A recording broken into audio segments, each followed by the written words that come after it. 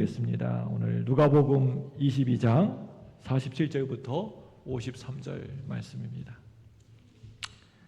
누가복음 22장 47절에서 53절입니다.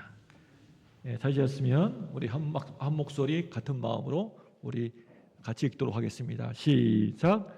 말씀하실 때 한 무리가 오는데 12 중에 하나인 유다라 하는 자가 그들을 앞장서 와서 예수께 입을 맞추려고 가까이 하는지라. 예수께서 이르시되 유다야 네가 입맞춤으로 인자를 파느냐 하시니 그의 주위 사람들이 그 된 일을 보고 여짜오되 주여 우리가 칼로 치리이까 하고 그 중에 한 사람이 대제사장의 종을 쳐 그 오른쪽 귀를 떨어뜨린지라. 예수께서 일러 이르시되 이것까지 참으라 하시고 그 귀를 만져 낫게 하시더라. 예수께서 그 잡으러 온 대제사장들과 성전의 경비대장들과 장로들에게 이르시되 너희가 강도를 잡는 것 같이 검과 몽치를 가지고 나왔느냐? 내가 날마다 너희와 함께 성전에 있을 때 내게 손을 대지 아니하였도다. 그러나 이제는 너희 때요 어둠의 권세로다 하시더라. 아멘. 여러분, 우리의 인생에서 가장 어려운 싸움이 있다면 어디에서 일어난 줄 아세요? 가장 어려운 싸움. 우리가 살아가면서 전쟁터? 아니면 우리의 회사 직장? 우리의 가정? 아닙니다. 가장 치열한 전쟁터는요 바로 우리의 마음 안, 내 마음 안 감정의 전쟁터입니다. 가장 치열하고 가장 힘든 전쟁입니다. 이 감정이란 건 참 무섭습니다. 하루 종일 은혜 충만하고 예배 잘 드리고 말씀 붙잡고 살다가도 딱 한순간 이 감정이 무너지게 되면 모든 게 다 그냥 와르르 도미노처럼 무너져 버립니다. 그동안 받았던 은혜, 그동안 드렸던 예배에 대한 그 감동 한순간에 다 무너져 버립니다.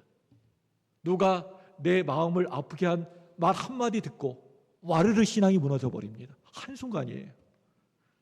누군가 내 자존심을 건드리면 어떻게 합니까? 욱하지 않습니까? 그냥 막 날카로운 송곳처럼 욱해집니다. 억울한 말 들으면 확 아래서부터 올라옵니다. 사랑하는 사람에게 배신당하면 그 자리에 주저앉고 싶어집니다. 이렇게 감정의 순간은요 애고 없이 찾아옵니다. 우리한테. 그리고 그 감정을 어떻게 다루느냐에 따라서 내 신앙의 수준이 드러납니다.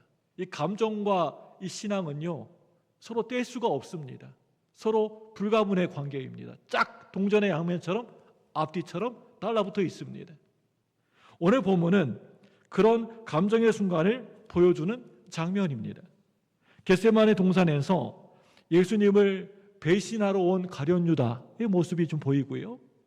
또 칼을 휘두른 베드로 모습도 보이고요. 그런 제자들의 모습을 바라보는 예수님의 모습도 보입니다. 사람의 감정과 하나님의 감동이 딱 서로 부딪히는 충돌하는 순간입니다. 그런데 그 순간 예수님은요 감정에 휘둘리지 않으십니다. 분노하지 않으시고 도망가지도 않으십니다. 오히려 성령의 인도하심에 자신을 맡기십니다. 감정의 순간에도 전혀 흔들리지 않는 예수님. 오늘 우리에게도 그 은혜가 필요합니다. 우리가 예수 믿으면서 신앙생활 이렇게 쭉 하면서 이 은혜가 우리에게 필요해요. 우리 감정 때문에 얼마나 마음 아파하고 신앙이 흔들릴 때가 얼마나 많습니까? 감정이 올라올 때 그 감정에 우리가 반응하지 않고 성령님께 반응하는 습관, 그게 바로 오늘의 메시지입니다. 제목을 한번 따라 세워보겠습니다. 오늘 좀 화면 아래 보면 제목 나오죠? 같이 읽습니다. 시작. 순간적 감정을 성령님께 맡기는 이기는 습관. 다시 한번 하겠습니다. 시작. 순간적 감정을 성령님께 맡기는 이기는 습관. 성경을 읽다가 보면 사랑이 많으신 그 예수님께서도요, 어떤 경우에는 아주 심한 말을 하셨던 것을 보게 되는데요.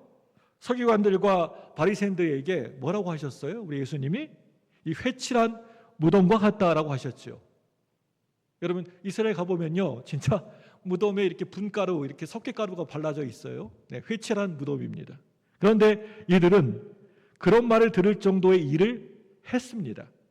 하지만 이런 사람이 아닌 사랑하는 사람에게 아주 심한 말을 우리 예수님께서 하셨다면, 여러분, 어떤 이유 때문일까요? 왜, 어떤 이유 때문에 그런 말씀하셨을까요? 베드로에게 이런 말을 하셨습니다. 사탄아, 내 뒤로 물러가라. 너는 나를 넘어지게 하는 자로다. 근데 그 앞 말씀을 보면 막 베드로를 막 엄청 칭찬하신 장면이 있어요. 너 반석 위에 내가 교회를 세우리라. 네가 열쇠로 문을 따면 열리고 잠그면 잠가지리라. 엄청난 축복하다가 갑자기 뜬금없이 이 사탄아, 이 뒤로 물러가라 하고 말씀하십니다. 예수님이 베드로에게 이렇게 사탄이라고 하는 아주 심한 말을 하신 이유는요, 하나님의 일이 아니라 사람의 일을 생각했기 때문이었습니다. 베드로의 속마음은 뜨거운 열정의 마음이었고 예수님을 너무나도 사랑하는 마음이었지만 이 마음을 잘 아시면서도 화를 내신 겁니다. 사랑도 섬김도 배려도 고려할 수 없는 넘지 말아야 할 선이 있다는 거예요. 그게 바로 사람의 일로 하나님의 일을 막아서는 것입니다. 사람의 생각으로 하나님의 일하심을 막아서는 것입니다. 오늘 본문도 이와 똑같은 상황입니다. 예수님이 붙잡히게 되셨습니다. 큰 무리였고 칼과 몽치라는 무기까지 들고 예수님을 붙잡으려고 달려드는 상황이었습니다. 이 상황을 본 제자들이 예수님께 묻습니다. 주여, 우리가 칼로 치리이까? 칼 가지고 달려드니 칼로 막는 건 너무나도 당연한 일이지 않겠습니까? 이미 성질 급한 베드로는요, 대제사장 종의 말고의 귀를 칼로 그냥 들어가지고 싹둑 잘라버렸습니다. 귀를. 이 상황을 예수님이 아주 급하게 막으십니다. 제자들을 막아서신 이유를 오늘 본문의 마지막에 이렇게 말씀하시는데요. 우리 누가복음 22장 53절 말씀 볼까요? 53절입니다.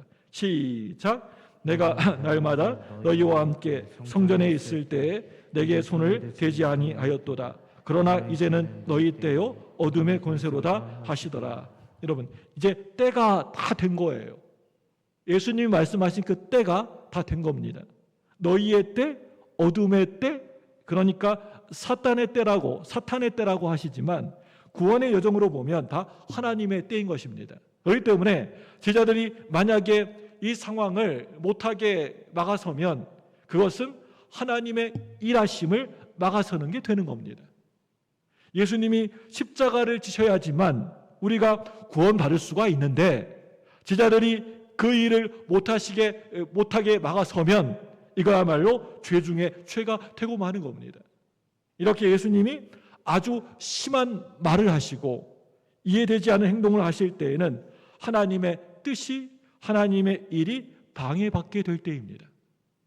마찬가지로 하나님의 자녀들인 저와 여러분들, 우리가 다른 사람에게 좀 심한 말, 좀 이제 도가 지나친 말을 들었을 때, 이해되지 않는 상황에 처하게 되었을 때 우리가 멈출 수 없어서 당황스럽기도 하지만 멈춰야 할 이유를 몰라서 헤매기도 합니다.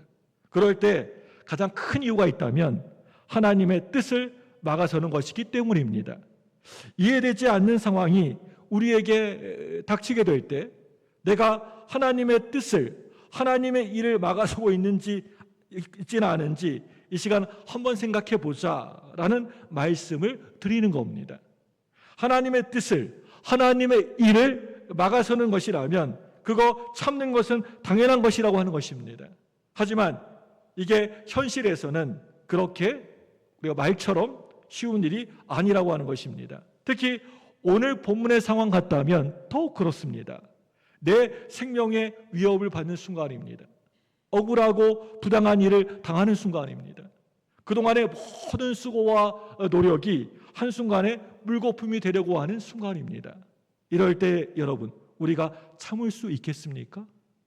하나님의 뜻이요, 일이라고 하는 것을 순간적으로 분별하고 멈출 수가 있겠습니까?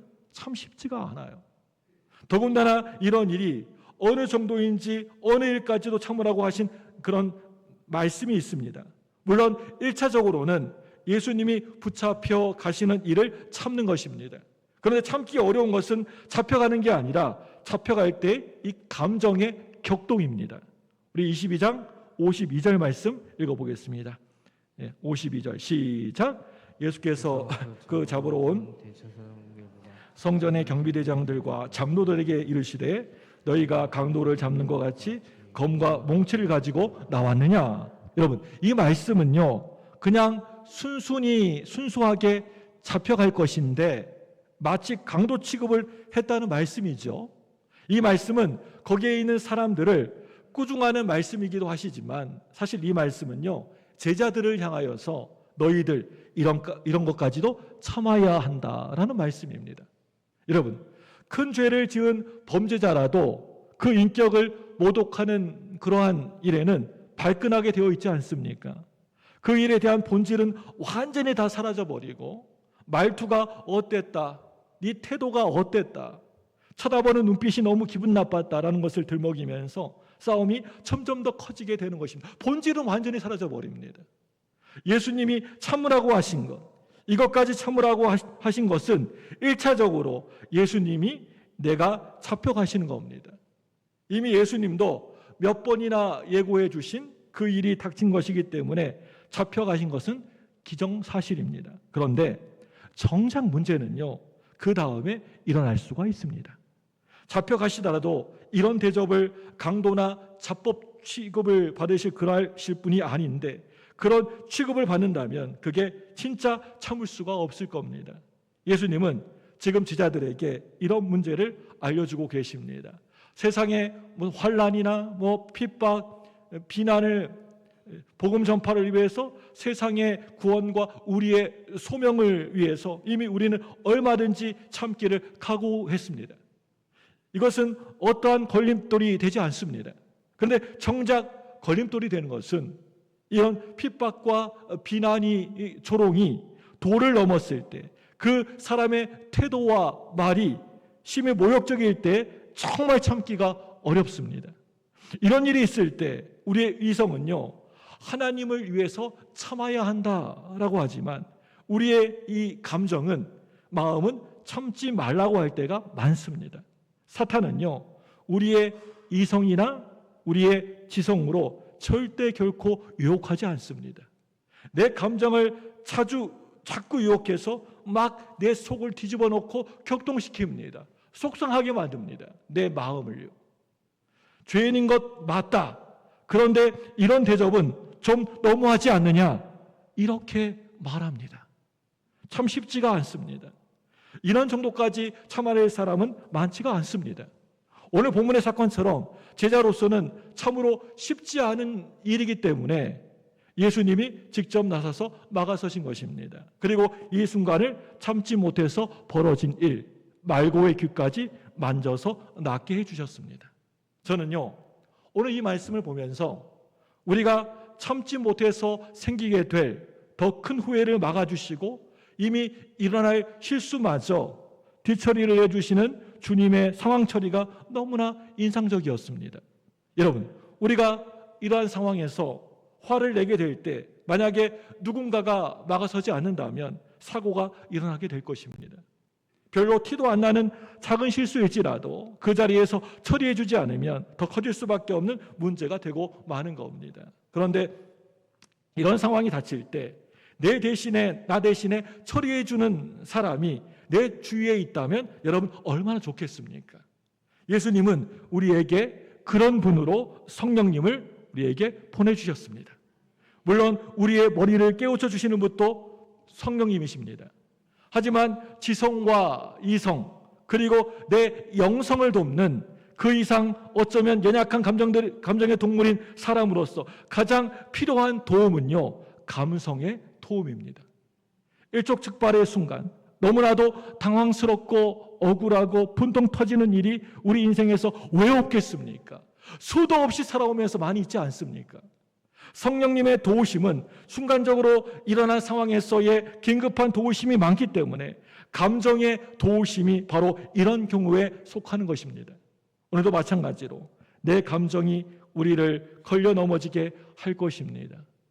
찬양 부르고 기도하고 예배드리고 말씀 듣고 은혜 받고 돌아가고 문을 열고 딱 나가는 순간에 여러분 감정을 흔들어 놓고 넘어지게 할 것입니다.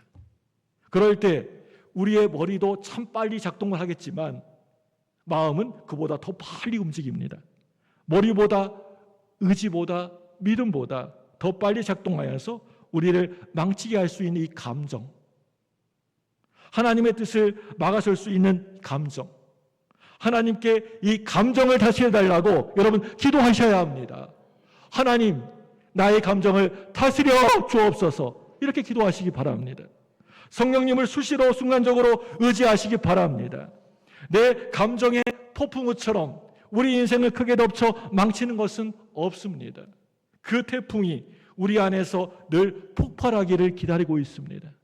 겟세마네 동산에서의 예수님의 기도는요, 어떤 이성이나 영성과의 그런 싸움이 아니라 어떻게 보면 내 감정과의 싸움이었습니다. 이 감성의 싸움이 정말 이렇게 힘든 것입니다. 결국에는 예수님은 그 싸움을 이겨내셨습니다. 이기는 자는요, 자신의 감정을 이기는 자입니다. 이기는 습관은 순간적인 감정을 성령님께 다 맡기는 습관이 있는 사람입니다. 요즘 우리가 자주 하는 말이 있지 않습니까? 우리 감정에 충실하자고요. 우리 감성에 충실해요. 이 말은요, 감정에 충실하자라고 하는 이 말은요, 자기 방치와 같은 말입니다. 오늘도 여러분, 내 안에서 막 엄청 요동치는 감정에서부터 이기기를 주님의 이름으로 소망합니다. 성령님의 도우심은 우리의 이 감성, 이 감정을 반드시 은혜와 평안으로 인도해 주실 줄로 믿습니다. 사랑하는 여러분, 감정은 그렇다고 나쁜 것 아니에요. 이 감정 하나님이 주신 성품입니다. 품성입니다. 하나님이 우리에게 주신 것이고요, 하나님도 감정을 가지신 분이에요. 하지만 이 감정이 나를 지배하게 두는 그 순간에 우리는 무너지고 뭐합니다. 그 순간이 불씨가 되어서 말이 터지고 행동이 흐트러지고 관계가 끊어지고 믿음도 흔들거립니다. 그러나 성령님은 오늘도 말씀하십니다. 내가 너의 감정을 다 알고 있다.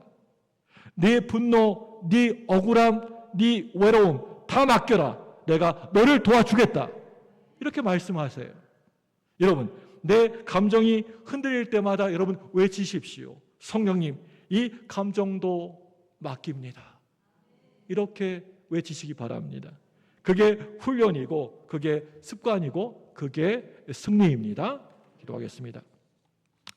하나님